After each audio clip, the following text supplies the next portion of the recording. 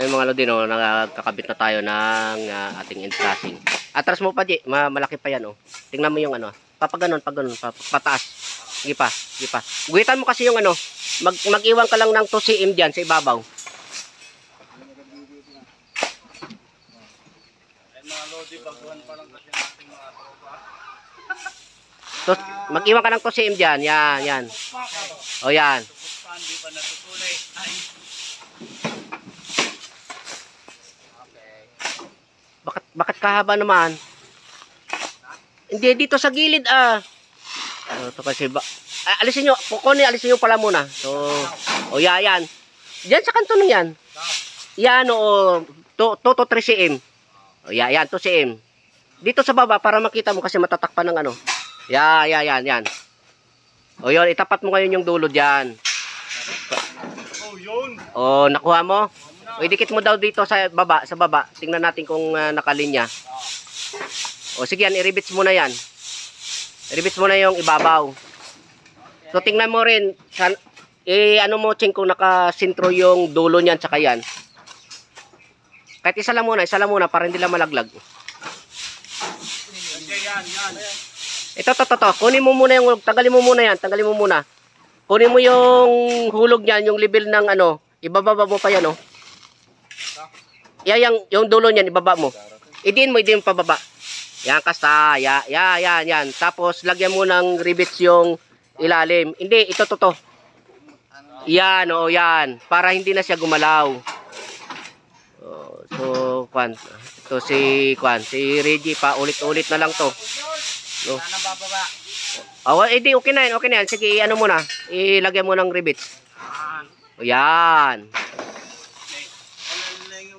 Sabi ko, pagka, manood ng mga video, pinapanood kasi nito, puro kalukuhan, puro kabastusan ang pinapanood, kaya walang natutunan, paulit-ulit. Ay, natutulang ako sa inyo. So, sa mga lodi, no, to, tinuturuan sila ng kasi para kahit papano ay maghiwa-hiwalay man kami, meron silang natututunan.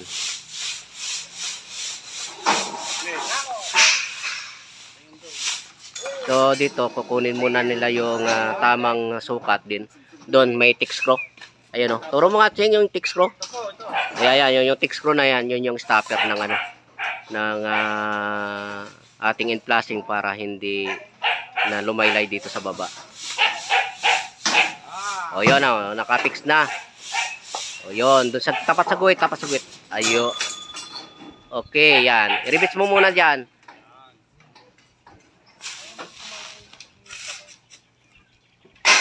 O sige, yan yan.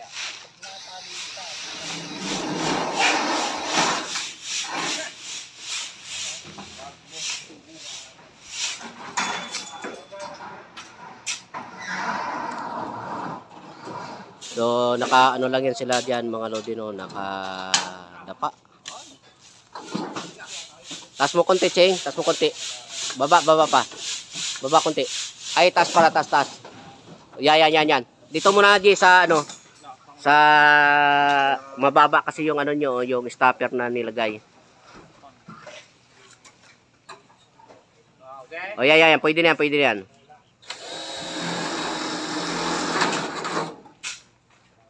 Pagkatapos, pag nalagyan nyo yan, di na malalaglag yan, di ba? Iti-tick screw nyo yung ibabaw. O, tama sa may parlina, ha.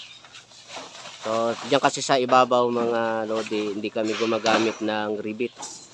Tick screw ang ginagamit namin diyan para walang baklas. So, yun. Yan, tick screw nyo na yan. Kunin nyo yung sentro nito, Ching, para hindi bali tingnan.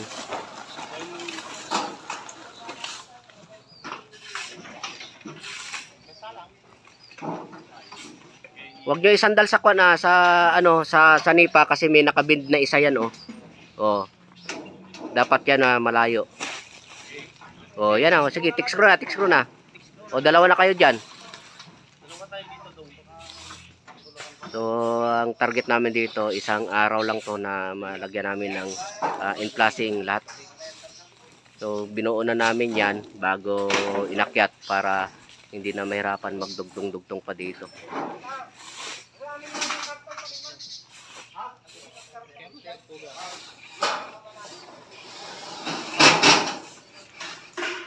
Insakto sa bukol. Gano'ng kalaki? Yung bukol, hindi isa. Pero yung in-flashing natin umabot sa bukol. Hindi. Pero may bukol dito. Dito. Sa dulo. O, sige, akyat muna ako para makita natin. Unang basher, labas mo yung isang patilog mo. So mga lodi, no, nandito tayo sa taas at nagkaroon tayo ng problema dito sa atin in classic at sa yero. So ito yung problema. Baka sakaling may encounter nyo rin to at kami sanay na kami maka-encounter ng ganitong problema. So dito kasi, no, ang ating yero ay 5 lang ang rib. So pagka ganito, lima lang yung rib, ganito malayo yung kanyang kurbo. Kung 6 na rib ito, nandito yung ribs niyan, yung kurbo niya nandito. So maaabot siya ng in-flashing natin. So dahil 5 malayo ay hindi niya abot, no? At ang problema pa nito, ito, what if daw kung iurong natin dito, ilabas natin sa ating sanipa. Pag nilabas natin dyan, isang bend lang ito, no? 1 cm lang ang bend nito. So 1 cm lang yung pwede nating iurong doon. Ang yero natin, pag inurong natin dito, babangga naman dito sa ating flashing. So wala talagang choice, no? Kaya mas maganda dun sa mga bibili ng yero, magpapakabit ng yero, ay kunin nyo yung 6 na rib o kaya 10 ribs, no? Marami kasi ang yero eh, pero ang karaniwan ay 6. Ito ay 5 lang, no? Malapad yung kanyang kurbo. So dito ang gagawin natin para ikabit natin ng mayos, hindi kasi natin to pwedeng i-fix screw dito. Yan, no? Hindi po pwede kasi tutulo, no? Dahil ito wala ng kanal, ay nasa tuluan ito ng tubig. At dapat talaga nandito tayo sa kurbo. So ginawa natin dito ay gumawa tayo ng yan yung bracket natin, pakita mo nga. So yan DIY bracket mo. DIY bracket, sabi ni Monching. So ito dito, dalawang blind rivet, din ito yung fix screw. So binutasan na namin para siguradong swak tayo sa butas ng mga thick screw na tatanggalin natin, kasi dapat ito naka thick screw, no? Maraming gumagawa nito na ang ginagawa nila ay rivet lang, at pagdating ng bagyo ay nababaklas. So mas mainam talaga kung thick screw ang gamitin nyo. So ito na, nakapagkabit na, pero ito kasi ang gagawin dyan, ito na, no, may butas na yan sa dati niyang butas. Ang nangyayari dyan, ito yung thick screw, nasa ibabaw lang yung guma. So may posibilidad na tumulo dito sa ibaba. Kaya gagawin, pabaunan ng sealant. So lagyan mo muna ng sealant yung ilalim. Yung butas mismo. Yeah, damihan mo Wow, tipid Oh, yan. Sige. Libre man ang sealant. Tapos ilalagay yung thick screw. Itama mo sa butas niya, dating butas. So, yun, no. Ganun ang diskarte para iwas tayo sa posibleng pagtulo, no. Kasi may insulation ito. Hindi na natin ngayon matrace kung nasaan banda yung nagmula yung tulo. So sa ganyang pamamaraan ay 100% ay wala yang tulo. Okay, no, sana to mga lodi, baka ma-encounter niyo yung ganito lang ang solusyon niyan. Pero mas maigi ang bilhin yung yero ay 6 ang ribs, no, o di kaya 10. So meron pang 8. Wag lang yung ganito 5 kasi pag nagkakaproblema ka rito. So yung sukat natin ng ating in-flashing tsaka gutter ay 24 cut, no? Malapad na rin siya kung tutusin. So balit hindi siya umabot dito, no? Marami kami naka-encounter nito. Kahit sa covered court ay na-encounter namin yung ganitong sitwasyon. So kaya alam na namin ang paraan na i-apply namin. So ganyan lang para hindi naman maperwisyo yung pagkakabitan nyo ng bubong.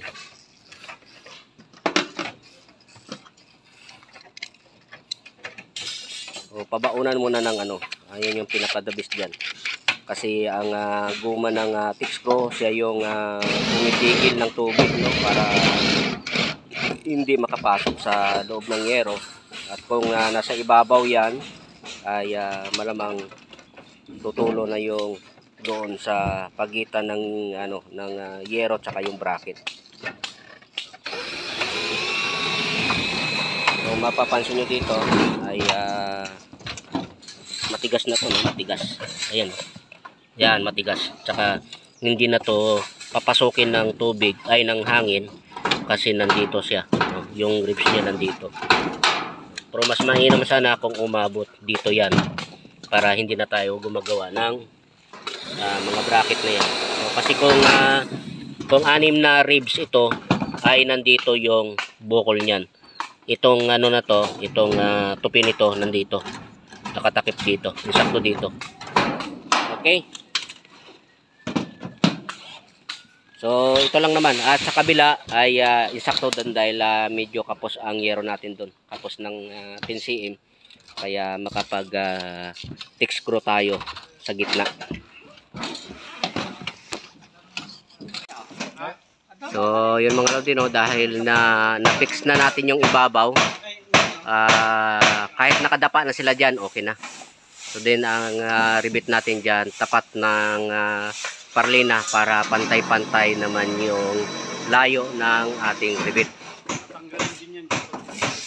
Pero yan pag nag-i-spandrel, tatanggalin din yan dahil ilulusot yung dyan, yung fascia cover. Pero mas maigi na yung sa atin ayusin na natin yung trabaho natin. Meron pa isa. Pati pala sa dulo, G. So paulit-ulit lang yan. Ito lang naman kasi ang umpisa ang mahirap dahil yung the next na ilalagay dyan, meron na silang guide. So, yan, hindi na kami gumagawa ng scaffolding, no, kagaya ng iba na naglalagay pa ng scaffolding. Sa amin kahit covered court ay ganyan lang ang pamamaraan namin.